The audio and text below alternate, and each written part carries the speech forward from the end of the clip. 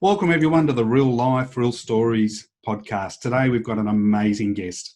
He's an ultramarathon runner, former member of the Australian Parliament, author and international keynote speaker. Welcome to the show, Mr. Pat Farmer AM. Hey Rob, it's a pleasure to be here. Mate, before you were a runner, I was looking up a little bit of where you've been and what you were doing. What was it like being one of 7 kids growing up in Western Sydney? Well, I think it was pretty much the norm back in those days. I remember I grew up in Granville, which is out near Parramatta and Maryland's area. The interesting thing was there were 7 kids in our family, so 9 of us all up. The Goshens had 13 children in their family. So many families had 7, 9, even more kids in the family. It was just the way that it was. Yeah. You didn't think anything of it.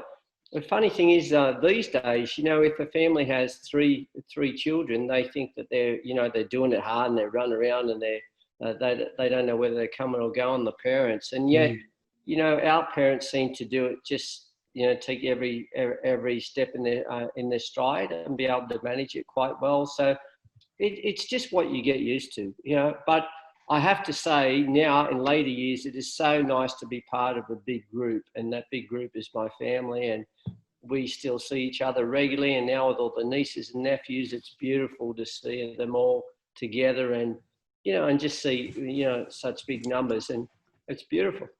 So was Pat Farmer a good student? No, I was a lousy student. I'm glad you brought that up, by the way. Thanks so much. Anytime, mate. Look, my problem was I learn hands-on. Yeah. I'm a tactile learner as opposed to somebody that can just read information, take it on board and regurgitate it. Yeah. And so I found that, one, I'm better, I think TAFE is a better organisation as far as learning and remembering information than university is, for instance. A university is a wonderful continued learning tool, because it's wonderful for research, and it gives you the opportunity to learn how to research and both the past, the present, and look at theories for the future. But at the end of the day, you need that practical experience to actually be able to remember things, and for those experiences to be ingrained in your DNA. And when I was at school, I just sort of didn't realize that. I didn't get that. And as a consequence, I was seen as a bad student. It was amazing how after I left school, I actually learned more academically than I ever did when I was at school. And it was because I all of a sudden developed this thirst to learn, this interest to learn. And it was because I had the opportunity to be more hands-on. So is it true you're a better mechanic than what you were a landscape gardener? I wouldn't say that. I still use a lot of the landscape skills these days. I've been an owner builder for my own home out at Camden. I built a beautiful home out there, and I'm still very much involved in the building industry, both at a commercial level and also a residential level. But having said that, the thing I loved about motor mechanics was it teaches you to be very practical and to be analytical. And by that I mean, for instance, you get 2 cogs that are running together. Now, if they're running perfectly and they're well oiled, you can't see any difference in a wear pattern on either cog. But if one of them's running on a bit of an angle because a bearing is worn out, then you'll find that there's more of a wear pattern on one side of that cog than on the other side. So simple little things like that taught me how to diagnose problems within motor vehicles, and then using that same philosophy with so many other things later on in life, including people, analysing and understanding people better. Often you'll find some people they're very angry, and you can just write them off as being just that type of person. But often there's a reason for it. So if you go back and you analyse what's happened in their life, you can see there was a moment in time which it took them off balance, just like those 2 cogs together. It took them off balance. There was a bearing that was worn out, and consequently they've gone off in a different direction, one that's not quite the norm, and made them a little less tolerant than what they could have possibly been. Was there someone in your early life that had a bigger influence over you, that sort of set you up to where you became? Well, my mum has been always a kind and gentle soul, and she continues to be today. Even though these days she's suffering from Alzheimer's a bit, and she's in a nursing home, but she's always been the fabric of our family, and she's taught us tolerance and kindness and understanding, and made us kind and generous towards other people. She was always doing things for everyone else rather than herself. My father, on the other hand, was more of a practical soul. And Dad, even though he passed away at a young age of 53 from heart disease, Dad was very practical, and he always took the time to pull, especially my brothers aside and myself aside, and try and teach us from hands-on experiences. And so I think because of my closeness to my dad, and that practicality has taught me to be the person that I am, a very practical, very methodical person. And consequently, I work on being outcomes driven. So, I'm all the time setting goals and working to achieve those goals methodically. Now, a lot of people know you from your early days as a runner. Were you into athletics at school, or did this come later in life? No, I was pretty pathetic at everything at school. Not only my school studies, but I was the guy who used to cut the oranges up and take them on to the other players at half time, the other footy players at half time.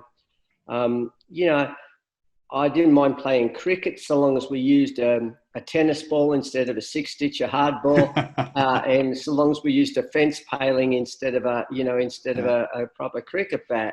I was always in fear of getting beat up or getting knocked around or getting tackled or whatever. So I was a bit of a wimp as well. And I think it's amazing how we are the sum total of the experiences in our life. Yeah. So when I was growing up at school, I sort of got beat up on a few times and all the rest of it. But in some cases, that just made me tougher and helped me to be able to stand up to bullies at a later date and time. I found that when I left school and I became a motor mechanic, I was accepted as an adult. So I loved the fact that I was treated as an adult rather than some snotty-nosed little kid that was looked down upon all the time. Yeah. So that helped lift my own self-esteem and gave me a thirst to want to learn, to impress those people around me that were adults that I wanted to be part of. Yep. And then the other thing, of course, was the fact that, I'm not a great athlete. I'm not a great runner, but I was inspired to take up distance running by Cliff Young and his efforts in the first Sydney to Melbourne race, where I stood outside of my garage at Granville and I watched him run past in the first Sydney to Melbourne race. And it was mainly my boss's praise for that little old man, and the fact that he was considered in my boss's eyes, Laurie Archer's eyes, as one of the toughest athletes on earth, a man that could push his body day and night and day, regardless of whether his hip was pushed out of place or not, regardless of blisters or bruises or chafing so bad that you were bleeding.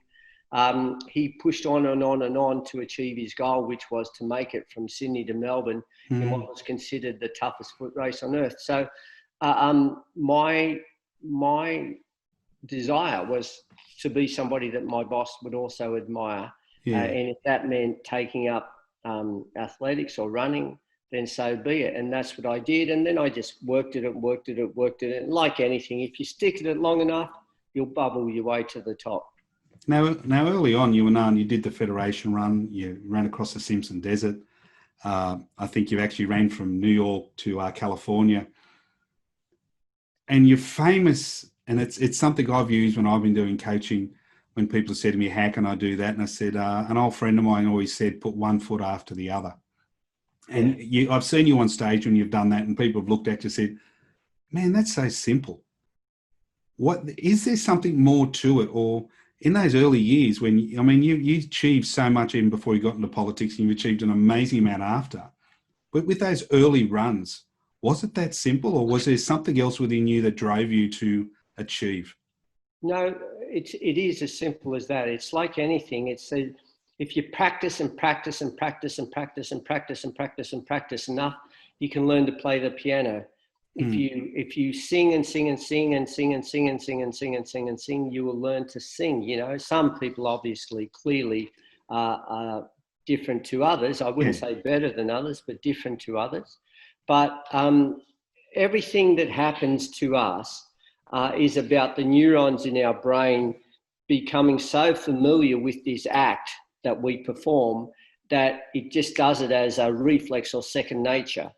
And so if you practice running enough, if you practice tackling a person enough, if you practice jumping high enough, and you work at it and work at it, work at it, and make that your goal in life, then you can succeed in that particular field. And so I say to everybody, you know, talent is one thing. You know, some people are just naturally born tall, but, you know, history books will show great basketball players that were very, very short, that were just phenomenal, They will show, you know, Beethoven's a classic example. I mean, the guy was deaf and he wrote one of the greatest symphonies on the face of the planet, you know, and will continue to be there as an amazing, you know, quite an amazing musician, regardless of whoever came after him for forever.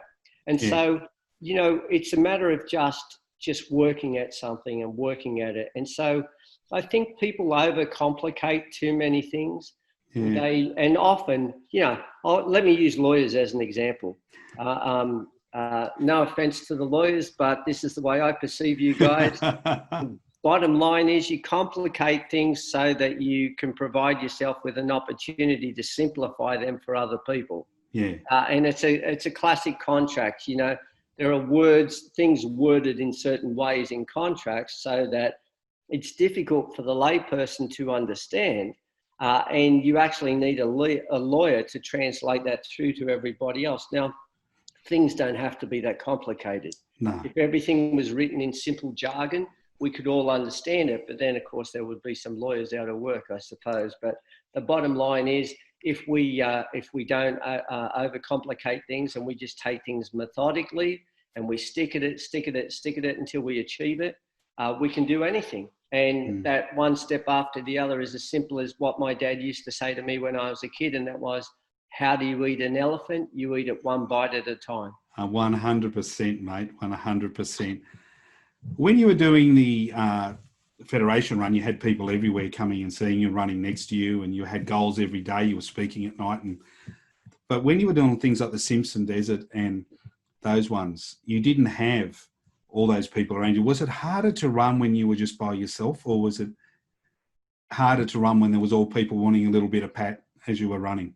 A bit of both, Rob. It just depends on the times. You know, when I first get started, especially with those isolated runs, those big runs when I'm alone a lot, whether I be in jungles or deserts or whatever it might be, or even polar ice caps, it's very, very difficult at first to get in the zone. But then after a while, once your mind is in sync with your body and you give up on the life that you left behind or where you were and the comforts of home, and you resolve yourself to the fact that you're there to do a job and you're just gonna get stuck into it and you're just gonna get on with it, two things happen. One, you do just get on with it.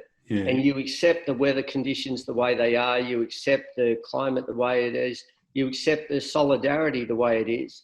But the second thing is you start to discover this other sense about yourself. And look, I don't mean to sound religious to other people, but bottom line is I am.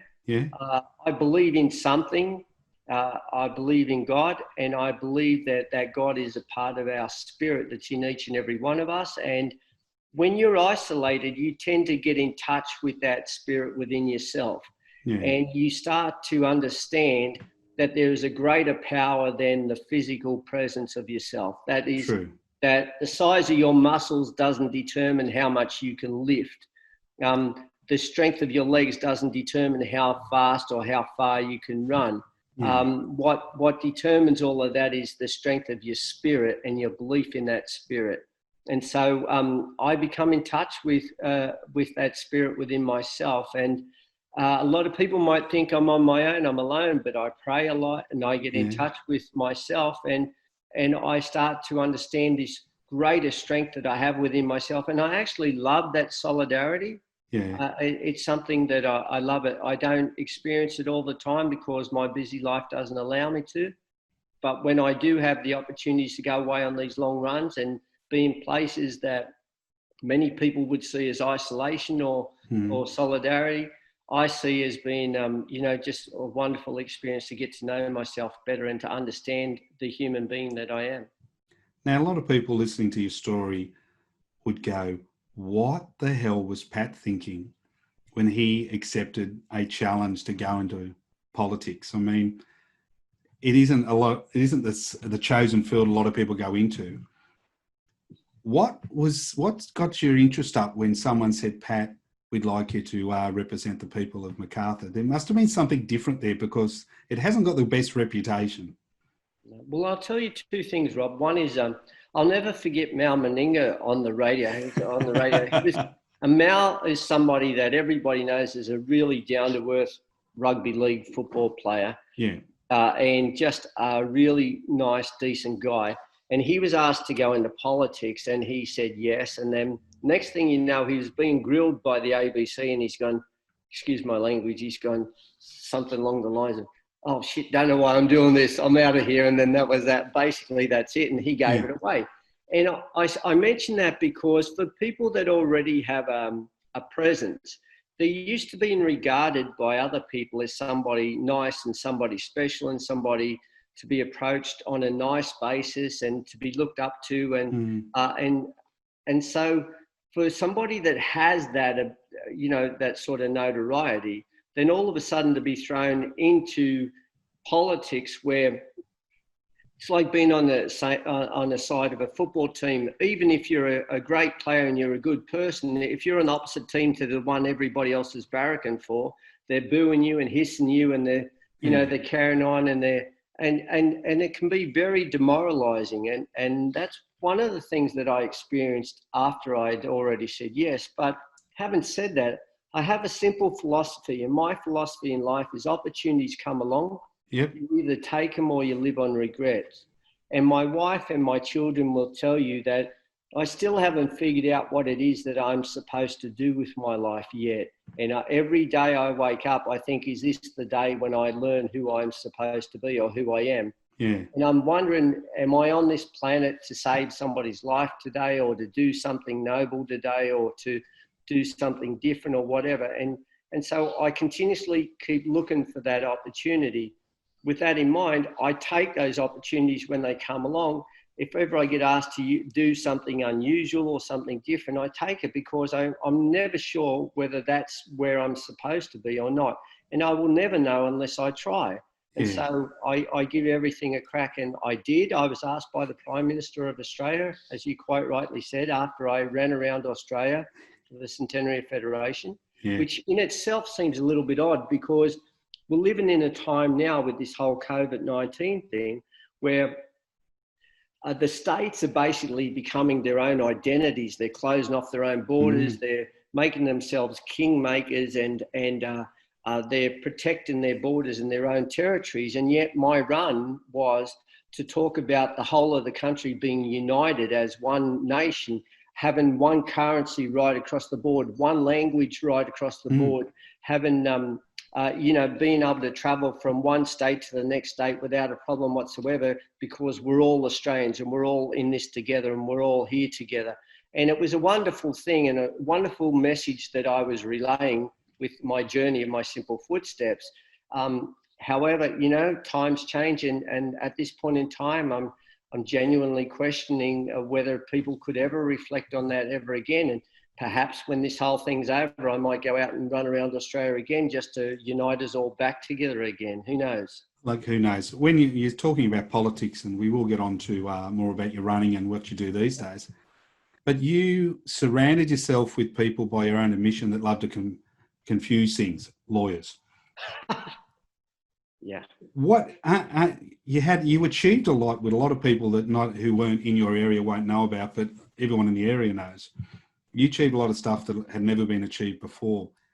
What was your biggest challenge that you walked away with? If you reflect back on those terms in Parliament, What was the biggest challenge to Pat that he Well, had to handle during that time? well, Rod, the biggest challenge for me was the fact that I had to be two different people.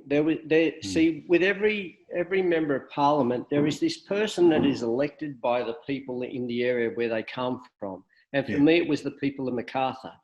And I was very tight with those people, very, very connected to them, and treated them all like they were my family or my friends.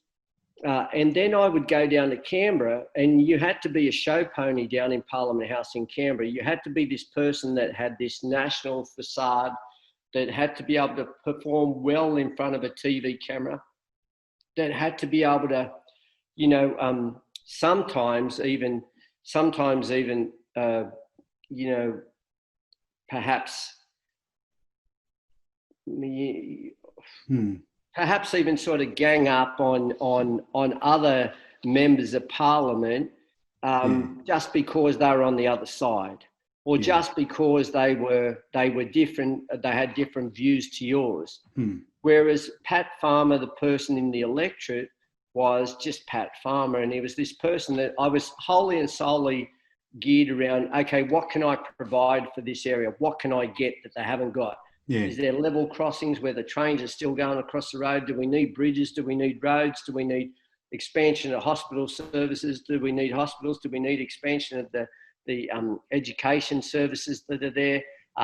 People would come to me with so many issues, council issues, state government issues, and federal issues, and personal issues. And wherever I could help, I figured that was my job, and that was what I was there to do. But unfortunately, the politician in Canberra is not the same person. That person is a person that has to vote along party lines, has to work on a numbers game all the time. Has to, you know, it's all about the numbers there. And it's such a shame that it is like that, but it is what it is. Look, I think the best way I can sum up politics in Australia is like this. I remember going to see Peter Costello and also John Howard. I got the same answer out of the both of them at the time. John Howard being the Prime Minister, Peter Costello being the Treasurer at the time. And they're both very honest to me. And I didn't know anything about politics, and I found myself there. And I said to them one time, how the hell do you get to be a minister in this place? Or how do you get to be the person that actually makes the decisions as to where the funding's going or who's calling the shots or this, that? And you know, similar answer from both. And they basically said, well, it's like this, Pat. You could be the best person. Let's take education, for instance. You could be the best person to be the education minister. You could be an ex-teacher and the best person for that role.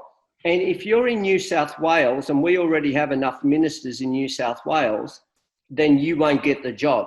We have to give it to somebody from, say, Western Australia, where we don't have as many ministers. And then you could be from Western Australia and you could be the best person for that role. But we need somebody in the upper house, which is the Senate, rather than the House of Representatives. So you're the best person for the job with all the right skills, but we have to give it to somebody else because we need the numbers in the upper house so that when we're voting on bills in the upper house, we can get that right. And then they said, you could be the best person for that role in the right state and you could be in the right house.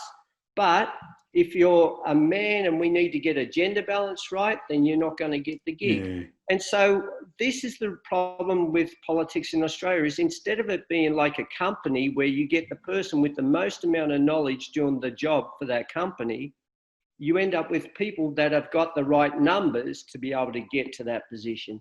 And it's a shame because we don't always end up with the most talented people in each of the portfolios. Look, I think that happens. It doesn't matter what brand of politics. It doesn't matter what country. And I see it actually happen in business as well. The same thing type of happen. If I fast forward a few years, I was actually in New York with my daughter and they have, I think it was Good Morning America or something on there.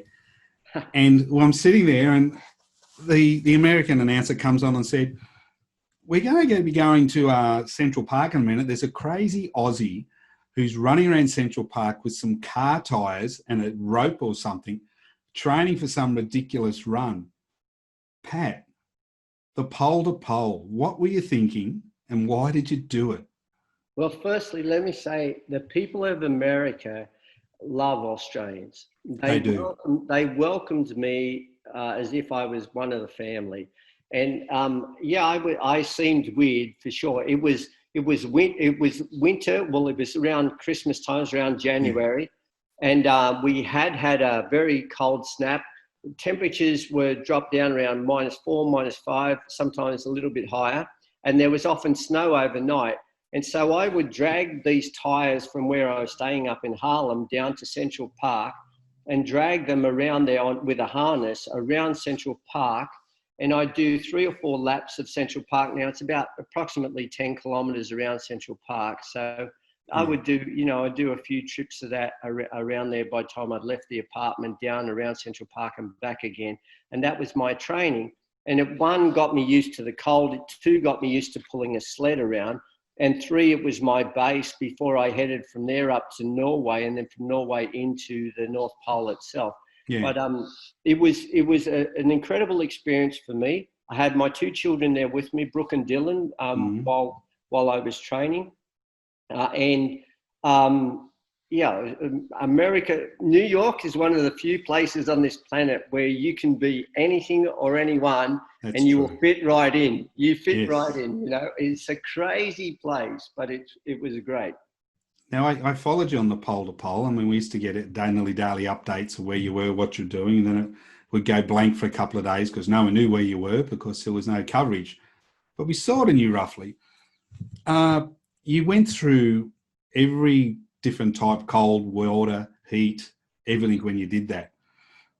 Was there one part of that journey for you that was the toughest? Oh, without a doubt, the start. Without a doubt, the start. The same as most journeys. When you head off on something that's epic in your life or is an odyssey, it's always hard at the start because you're trying to reconfirm your reasons why you're there and why you should be doing this, when it's so easy to quit and fall back to the comforts of home and the security of a normal life. I've never wanted to be what we perceive as being normal. I've always wanted to try and make my life count for being something special. And so I found myself there, and it was so easy to quit in the early stages, so very easy to quit them because I hadn't got enough equity into the role. The further on down the route that I went through the North Pole into Canada, and then the United States of America, then Mexico, then Nicaragua, Guatemala, El Salvador, Costa Rica. The further south I went, the more I had already spent on the journey, and so the more invested I was to stay there until the end. And so the start was a huge shock. I'm talking -20 degrees Celsius, like -20 is an incredible temperature. Your breath is freezing as soon as it comes out of your mouth. You have these things called snotsicles hanging from your nose. You just frozen icicles out of your nose. You actually have to break them off so that you can breathe properly, quite regularly. It is difficult, and I best describe it in my book as being hell on earth. If ever there was a hell on earth, it would be the North Pole, because the North Pole is basically an ice cube that floats on the ocean. So it's never standing still either. It's continuously moving. And so you have to keep redirecting your path. It's a bit like life itself. You have to keep looking at your path and where your objectives lie, and keep re-aiming where your objective is. Now, I've noticed you do a lot of runs now for charity around the world. Vietnam, India, Uganda. Now, I've been to Vietnam. It is the most amazing country. I haven't had the privilege to go to India or Uganda. What spiked your interest going to 3 very, very different countries? Well, just before I answer that, Rob, can I also say I also did what we call the Middle East Peace Run, which was a run through Lebanon, Jordan, Israel, and Palestine. And at this point in time, I'd just like to say to all of your listeners that my heart goes out to all of those people in Lebanon that have suffered from what we have seen as being the worst. I think I heard on the radio today it was considered the 3rd worst explosion in mankind's history. And when you consider that the other 2 were nuclear bombs that were dropped in wartime, and this was something that's happened in peacetime, and was just an accident that occurred. It's truly horrific, and anybody that saw the footage from that will know and understand what I'm talking about. So my heart goes out to the people of Lebanon, whom many Lebanese kids I went to school with, and I have many of those people in Beirut and around that part of the world as dear friends as well. So that's one thing. The other point that you quite rightly made with Vietnam, Uganda, the length of India from Kanyakumari to Kashmir. These are amazing countries, but they're also countries that are in need. Sometimes they're in need of funding for clean water, something that we take for granted here in Australia. Uganda, we raised money for the seeds program through the Love Mercy Foundation, and that was to try and help women with these seed loans. We raised close to $100,000, and it cost $30 for 30 kilograms worth of seeds. And a 130 kilogram loan of seeds to a woman in a village in Uganda changes their life forever. It's like winning the lottery. They learn how to plant that crop. They're taught how to plant that crop, how to harvest the crop, how to market the crop, and they receive enough from the whole harvest period to be able to educate their kids, to be able to look after their family, buy clothes for themselves, and to be able to plant another crop plus pay the seed loan back. So it's fantastic, absolutely fantastic. A lot of the countries that I've been to overseas, the locals will tell you that education is the ultimate gift you can give a child. It's worth more money than anything, than money. How important, you've been to some very challenging countries on your runs. What would you say to that when someone says to you, education can basically fix everything? Oh, I agree totally, because if you have an educated world, then you have a world that understands that we're all different. You have a world that understands that there are some people that are not necessarily physically strong that still have a lot to offer this human society and still should be protected and looked after and cared for as well. Yeah. So it's not just survival of the fittest. You find that through education, we can find cures to ailments. You find through education, we can provide jobs and a future for other people. You find through education that we provide tolerance. We understand tolerance for other people, and we grow as a nation, we grow as a world. And so without a doubt, and this is why a lot of the times I've run for education. In fact, I had a run planned earlier this year that was supposed to kick off in March and has been delayed through to November, and we'll see what happens when we come to November. And it was for UNICEF, the United Nations Children's Education Fund, and it was to raise funds for UNICEF in Bangladesh. And it was a run that would take me approximately 2,500 kilometers right around Bangladesh. So that's something for your listeners to look out for a little bit later on this year or early next year. But without a doubt, education is the key to everything. Has there been on all your runs one or two things that have stood out that have been truly inspirational that the locals have done for you? And I don't mean a favourite place or saying one country was better than another, but has there been something that's just filled your heart with complete joy as you've come in? So many things like that, but a couple of standouts was, I'll never forget when I was on the pole to pole run, which was, as you said, 21,000 kilometers from the North Pole down through the Americas, North America, Central America and South America through, and then across by plane to the South Pole, Union Glacier, and from there I ran on into the pole itself.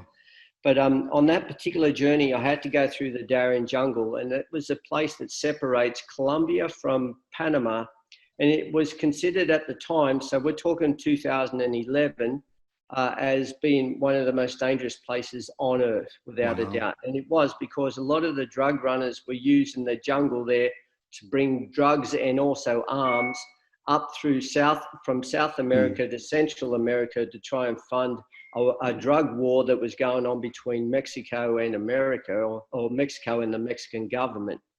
And consequently, it was a very dangerous place to be. I was so committed to this journey that I was doing for the International Red Cross that I chose to actually continue to run through the Darren jungle and try and come through there, as opposed to fly over it as the officials wanted me to do.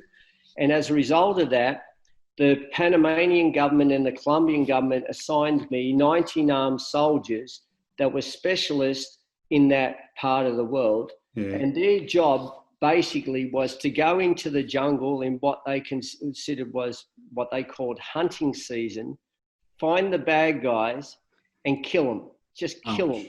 And they were assigned to me as a protection force to get me through there in one piece. We cut our way through that jungle over 5 days from where I left Panama to where I entered into Turbo in Colombia.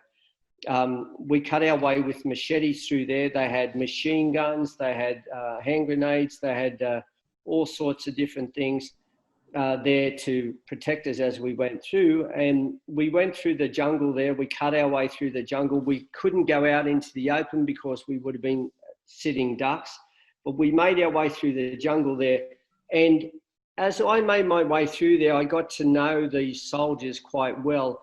And at first, they didn't think I was going to last 5 minutes with the mosquitoes. The mosquitoes in that place are almost the size of bats. They're enormous, and snakes and rising floodwaters and everything else that happened. And then I got their respect for being this person who's this skinny, lanky little Australian that were pushed through some of the harshest territory that we had to get through. And I remember getting to the end in Colombia, and I was signed over to the Colombian police now to be protected by them as opposed to this armed forces. And I went back to thank the soldiers that had got me through, and they were all sitting down in a huddle and they were crying. And I said to the Lieutenant Perez, who was heading things up for me there, what's the matter with the men? What's wrong with them? And he said to me with tears in his own eyes, he said, we've never been assigned to actually save a life. Our role is to take life, to get the bad guys and simply to kill them. And through you, we've been able to not only save your life and help you get through this journey, but through the International Red Cross that you're aiding, hopefully be able to save and help many other people, many thousands of people. And we just feel very humbled by this experience. And oh, wow. I've never, ever forgotten that. And this is why you can't measure the things that I've done in the amount of money that's been raised or the distance that's been charted, but the people that I've met. That's amazing, Pat. I do have a couple of questions that I ask all of my guests, so these are going to be easy ones for you, I think. Oh, good. If you go back to if you're Pat as you are now and go back and you walk up and you see the young Pat Farmer standing at that workshop watching Cliffy Young waddle past or walk past, whatever you want to call him back then, what would you tell Pat, the 20-year-old Pat, after where your journey's been so far? Don't change a thing. Don't change a thing. You know, even through my failures and even through the difficulties that I've had, and I've had many, even through all of that and even through the tragedies I've experienced, all of those experiences have been what have shaped me into the person that I am today. And the people I've met along the way, be friend or foe, has affected my life, and I'd like to think I've affected theirs. And if I hadn't have gone down that same track, if I hadn't have made the mistakes that I made, I wouldn't have learnt the lessons I've learnt. I wouldn't have apologized to the people that I needed to apologize to. I wouldn't have, I wouldn't be, this life for me wouldn't be as rich as what it has been. And I said to my wife, Tanya, here, and I've said to my children and my mother and everybody else, if I died tomorrow, I've already lived 5 lifetimes. I would die a very happy man. So I continue to work on the philosophy that I haven't figured out why I'm here on this earth, and I may never, but I will always endeavor to reach any challenge that's put before me, whatever it may be. And so with that philosophy in mind, you set yourself up for mistakes. You set yourself up for failure because you're prepared to attempt anything. But by doing that, you actually have a rich and an experienced life as well. And you can't ask for anything more than that. And money can't buy those experiences. if you had the opportunity to invite 2 or 3 people to have a coffee with you at Patonga, at the cafe there, and out of all the people you've met, who would you invite? Wow, out of the people I've met, Yeah. you know, I feel incredibly privileged because I've met some amazing people in the course of my life.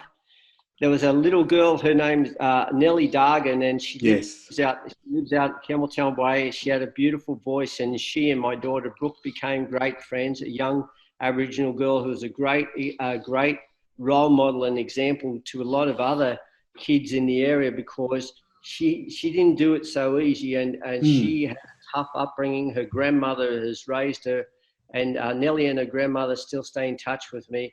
Oh, I wow. just love her spirit and love her to death. I think she's an amazing young kid, and I wish her all the best in her life. I haven't seen her for a while. I'd like to think she was doing well. She would be one person. Another person that I had the privilege to meet many years ago, but unfortunately he's passed away, is Muhammad Ali.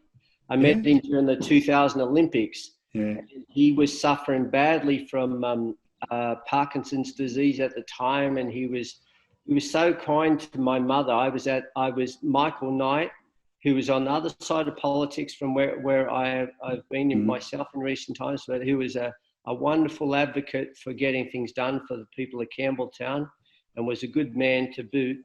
He invited me to the 2000 games, and I had the opportunity to meet Muhammad Ali, and he was so kind to my mother. Just a lovely, kind, gentle gentleman, Yeah. which is not what you would expect from the No. persona of Muhammad Ali or somebody that was a world-class heavyweight champion of the world. True, But true. that's what he was like. So if ever God would let him come back to this planet for long enough to have lunch, I'd love to have lunch with Muhammad Ali as well. He would be another person. And the other one would be my dad. Yeah. You know, my dad's a special, mum's a special, parents are True. special people.